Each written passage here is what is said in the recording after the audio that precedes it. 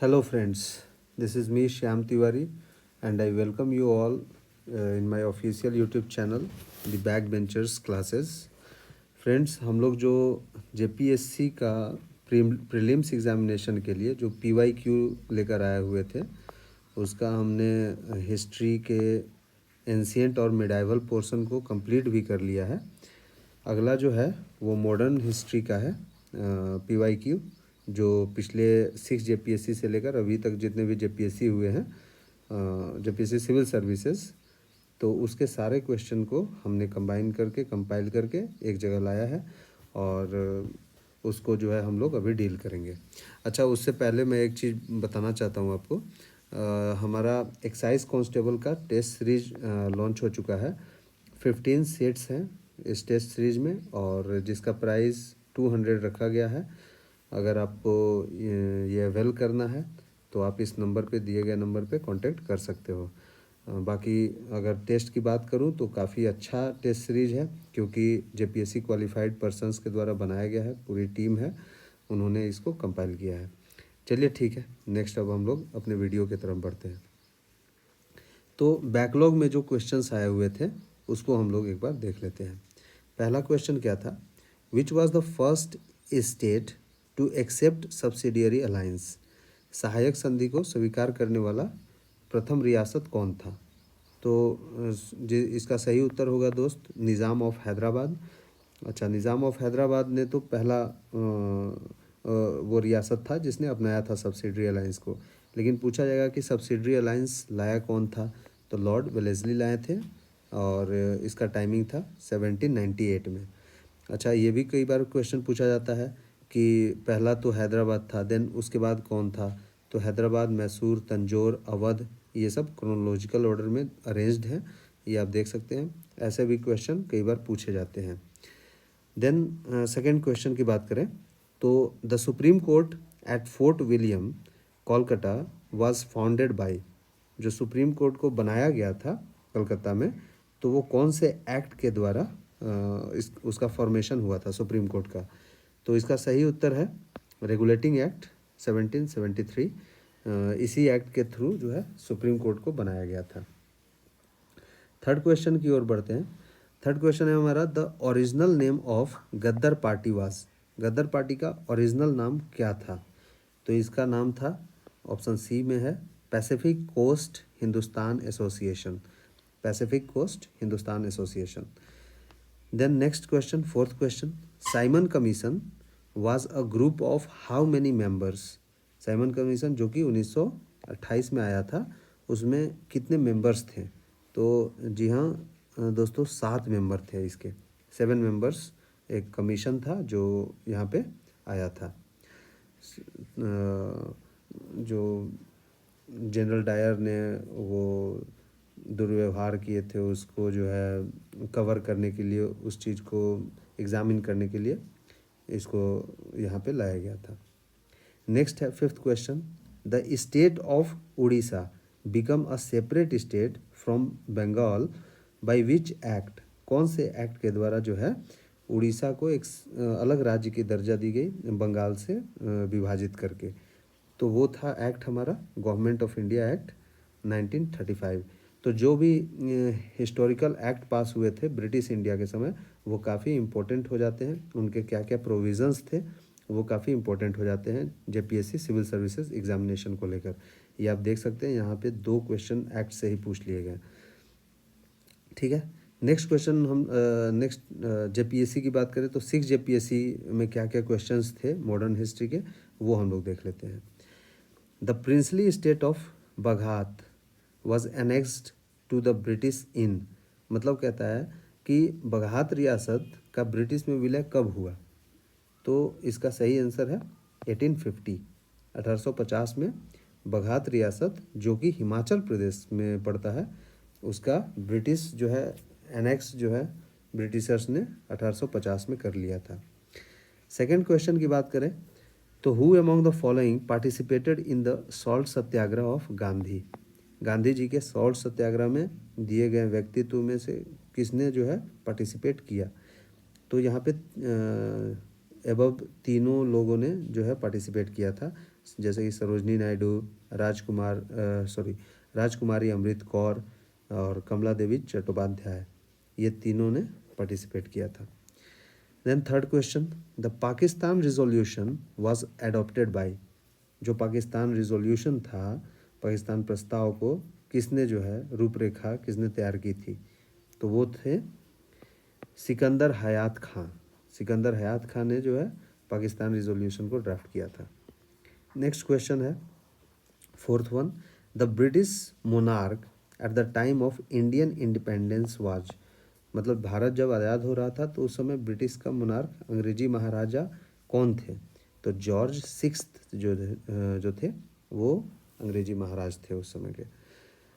Next fifth question था Mountbatten plan को लेकर। तो माउंटबेटन प्लान जो कि जून 1947 में आया था, provided for a referendum in which of the following province, इनमें से दिए गए में किसमें जो है रेफरेंडम को उन्होंने मंजूरी दिया था, तो नॉर्थ वेस्ट फ्रंटियर प्रोविंस में, उत्तर पश्चिम सीमांत प्रांत में जो है रेफरेंडम की बात की थी उन्होंने। अच्छा, इसके अलावा एक और प्रांत था जो कि असम में था, सिलहट करके एक जगह है प्रांत, वहाँ पे भी रेफरेंडम की बात की गई थी माउंटबेटन प्लान में। तो ये दो जगह का आपको नाम याद रखना चाहिए। नेक्स्ट की बात करें अगर हम लोग, तो 7 JPSC में मैं खुद भी इंटरव्यू दिया हूँ, तो इसका क्वेश्चन देख लेते हैं हम लोग। पहला था question, permanent settlement and Ryotwari system of land revenue introduced respectively in, मतलब कहाँ कहाँ पे जो है परमानेंट सेटलमेंट और रैयतवारी सिस्टम को लागू किया गया था, तो जी हाँ, बिल्कुल सही जवाब है, बी आंसर है, बंगाल एंड मद्रास। बंगाल में परमानेंट सेटलमेंट था, रैयतवारी सिस्टम जो है मद्रास और बॉम्बे में था, एंड देन एक था महलवारी सिस्टम भी था जो कि हरियाणा, पंजाब, राजस्थान वाले एरिया में, इस वेस्टर्न साइड में जो है इसका प्रभाव था।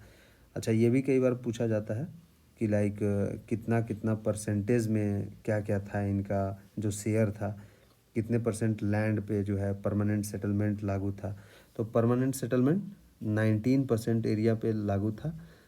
रैयतवारी की बात करें तो 51% एरिया में लागू था, और महलवारी जो है वो 30% एरिया पे लागू था। नेक्स्ट क्वेश्चन अगर बात करें हम लोग, arrange the following event of history of modern India in chronological order. ये क्वेश्चन निरस्त कर दिया गया था JPSC के द्वारा, क्योंकि ऑप्शन जो है इसमें कोई भी करेक्टली मतलब अवेलेबल नहीं था। यहाँ पे डी ऑप्शन देखें तो काफ़ी क्लोज है, बट पहले डी को कर दिया है इन्होंने, पहले ए आता उसके बाद डी देन सी बी, क्योंकि स्वदेशी मूवमेंट 1905 1905 में, Lucknow Pact 1916, Morley Minto 1909 and foundation of All India Muslim League 1906। तो आप देखेंगे कि डी पहले नहीं आएगा, पहले ए आएगा, उसके बाद डी देन सी बी।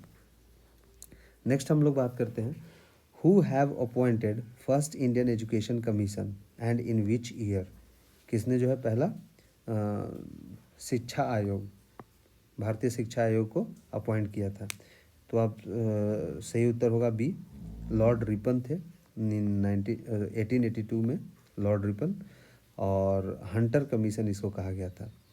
पहला इंडियन एजुकेशन कमीशन को हंटर कमीशन कहा गया था, 1882 में लॉर्ड रिपन के द्वारा लाया गया था। ठीक है, नेक्स्ट क्वेश्चन पे हम लोग चलते हैं।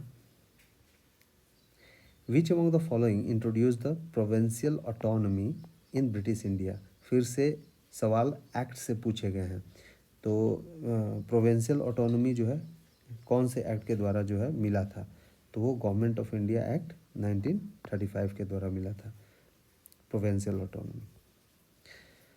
Next, who have introduce the printing press in India and in which year, printing press को किसने इंट्रोड्यूस किया था और कौन से साल में, तो प्रिंटिंग प्रेस को पुर्तगालियों ने इंट्रोड्यूस किया था 1550 में, 1550 में।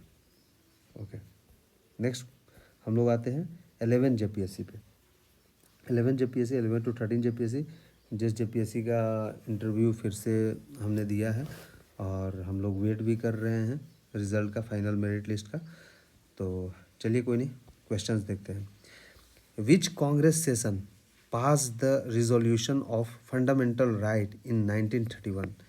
1931 में कौन सा कांग्रेस सेशन था जहाँ पे फंडामेंटल राइट का रिजोल्यूशन पास किया गया था? तो यहाँ ये था कराची 1931 में हुआ था सेशन। ये 1931 देकर क्वेश्चन को इजी बना दिया गया। अगर वही बस ये रहता कि कौन से कांग्रेस सेशन में जो है फंडामेंटल राइट का रिजोल्यूशन पास किया गया था, तो ये थोड़ा सा मुश्किल हो जाता। बट 1931 क्योंकि कराची में ही हुआ था, तो ये आंसर सही है। नेक्स्ट क्वेश्चन की बात करें। Who among the following said the Ryotwari is a system which has always prevailed in India? तो थॉमस मुनरो, रैयतवारी सिस्टम को लाने में भी इनका हाथ था। तो थॉमस मुनरो ने ही कहा था कि जो है रैयतवारी एक ऐसी व्यवस्था है जो भारत में हमेशा से प्रचलित रही है, जो कि बॉम्बे और मद्रास में लागू किया गया था। नेक्स्ट क्वेश्चन की बात करें, third question, with which of the following newspaper was Gandhi ji not associated? Gandhi ji किस न्यूज़पेपर से एसोसिएटेड नहीं थे? तो इंडियन मिरर जो है, इससे गांधी जी एसोसिएटेड नहीं थे, जबकि यंग इंडिया, हरिजन या इंडियन ओपिनियन से गांधी जी का संबंध है। ठीक है, नेक्स्ट क्वेश्चन की बात करें। The Treaty of Amritsar was concluded between Maharaja Ranjit Singh and, और किसके बीच में हुआ था? तो लॉर्ड मिंटो उस समय के जो है गवर्नर जनरल थे, जिनके बीच में जो है ट्रीटी ऑफ अमृतसर हुआ था, महाराजा रंजीत सिंह और Lord Minto. Next question, which of the following books has not been written by Doctor Ambedkar? Doctor Ambedkar के द्वारा कौन सा बुक निम्नलिखित में से नहीं लिखा गया है?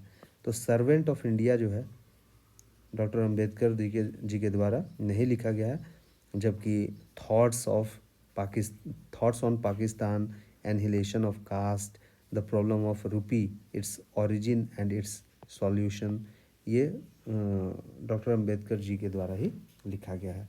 तो ये सारे क्वेश्चंस थे जो मॉडर्न हिस्ट्री से पूछे गए थे। तो दोस्तों हमने कवर कर लिया एंशिएंट, मिडाइवल और मॉडर्न हिस्ट्री के क्वेश्चंस जो भी पूछे गए थे। तो मेरा आपसे यही कहना है कि जो दो बुक आप मेरे स्क्रीन पे देख रहे हो, ये काफ़ी इम्पोर्टेंट बुक है। करीबन सारे question like out of 15 question जो पूछे जाते हैं, 5 एंशिएंट, 5 मिडाइवल और 5 मॉडर्न से, तो उसमें से मैं समझता हूँ कि 11 से 12 क्वेश्चन आपको यही दो बुक से पूछे जाते हैं पीटी में। और पीटी में तो पूछे ही जाते हैं। ये बुक जो है मेंस के लिए उतना ही इम्पोर्टेंट होता है, उतना ही इम्पोर्टेंट रोल प्ले करता है। तो आप ये दोनों बुकों को, जैसे कि ancient and medieval India by Poonam Dalal Dahiya ma'am, और एक जो है स्पेक्ट्रम बुक जो मॉडर्न के लिए है, वो आप ज़रूर प्रेफर करें। वो आप देखें, प्रीवियस ईयर क्वेश्चन को मैच करें और उसी हिसाब से पढ़ें।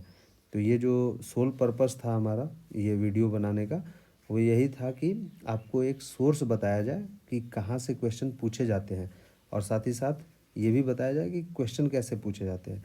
तो ये दोनों को मुझे लगता है कि मैं फुलफ़िल किया हूँ आपको। और बाकी अब आगे आपके मतलब हाथ में होता है कि आप कितना मेहनत करते हैं। चलिए, बाकी हम लोग नेक्स्ट टॉपिक को, नेक्स्ट सब्जेक्ट को नेक्स्ट वीडियो में हम लोग ज़रूर देखेंगे। तब तक के लिए थैंक यू।